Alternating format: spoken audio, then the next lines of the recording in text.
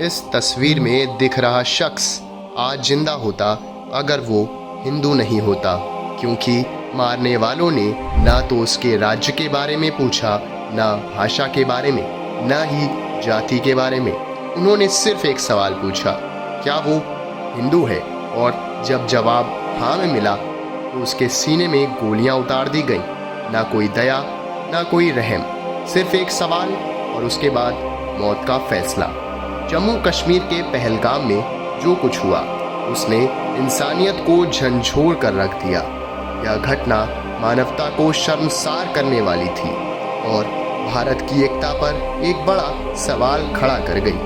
गंगा जमुना तहजीब पर एक गहरा प्रश्न चिन्ह लग गया है।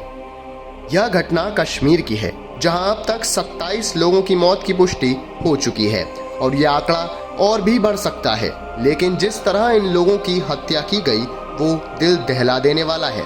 यह कोई साधारण हादसा नहीं था, बल्कि सुनियोजित हत्याएं थीं। ऐसी हत्याएं जो इंसानियत को शर्मसार कर देती हैं। बताया गया कि कुछ आतंकवादी टूरिस्टों के पास आए, उनसे उनकी पैंट उतरवाई ताकि देखा जा सके कि वो हिंदू है या मुसलमान, और जब उन्हें यकीन हो गया कि सामने वाला हिंदू है तो उसे गोली मार दी गई। ना कोई सवाल, ना कोई बहस, बस पहचान पूछी गई और हत्या कर दी गई। भारत में हम अक्सर गंगा जमुना तहजीब की बात करते हैं, जहां सभी धर्मों के लोग मिलजुल कर रहते हैं, लेकिन इस घटना ने उस विचारधारा को झंझोर कर रख दिया।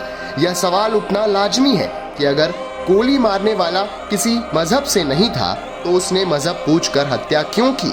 आज ये सवाल उन लोगों से भी पूछा जाना चाहिए जो इस घटना का विरोध नहीं कर रहे। यह हत्या धर्म देख कर की गई और ये स्वीकार करना कठिन है कि भारत जैसे देश में ये हो रहा है। मंजुनाथ राव नामक एक व्यक्ति जो कर्नाटका से अपनी पत्नी पल्लवी और बेटे के साथ कश्मीर घूमने गया था, आतंकवादियों का निशाना बन गया। जब उनसे नाम पूछा गया और पता चला कि वो हिंदू है तो उन्हें वहीं पर गोली मार दी गई। उनकी पत्नी चीखती रही, चिल्लाती रही, लेकिन आतंकवादियों ने उसे कहा कि वो जिंदा रहे और जाके मोदी को बताए। ये सिर्फ हत्या नहीं थी, ये एक ऐलान था।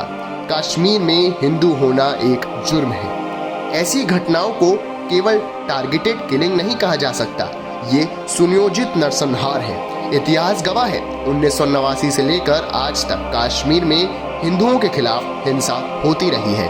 1990 में जब नारा दिया गया रालिफ, गालिब और चालिब, तब हजारों हिंदू पंडितों को कश्मीर छोड़ना पड़ा।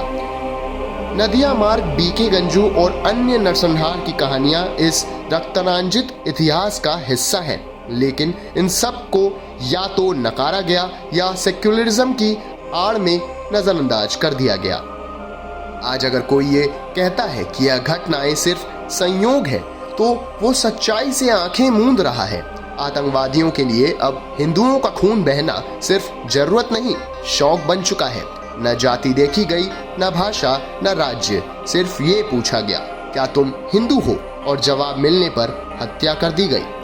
ये सवाल अब देश की सरकार से है, प्रधानमंत्री नरेंद्र मोदी और गृह मंत्री अमित शाह से है। अगर देश सुरक्षित हाथों में है तो ये हत्याएं क्यों हो रही हैं? अगर नोटबंदी और धारा 370 हटने के बाद आतंकवाद खत्म हो गया था तो अब ये नरसंहार क्यों? सरकार को अब सिर्फ भाषण नहीं, निर्णायक जवाब देना होगा। जनता अब केवल बयान नहीं चाहती, बदला चाहती है, न्यायपूर्ण और निर्णायक बदला। कश्मीर में अगर हिंदू होना गुनाह बन गया है तो सरकार की खामोशी भी गुनाह बन जाएगी। जब तक इसका जवाब नहीं मिलेगा तब तक ये सवाल उठता रहेगा, क्या हम लाशों का देश चला रहे हैं या इंसानों का?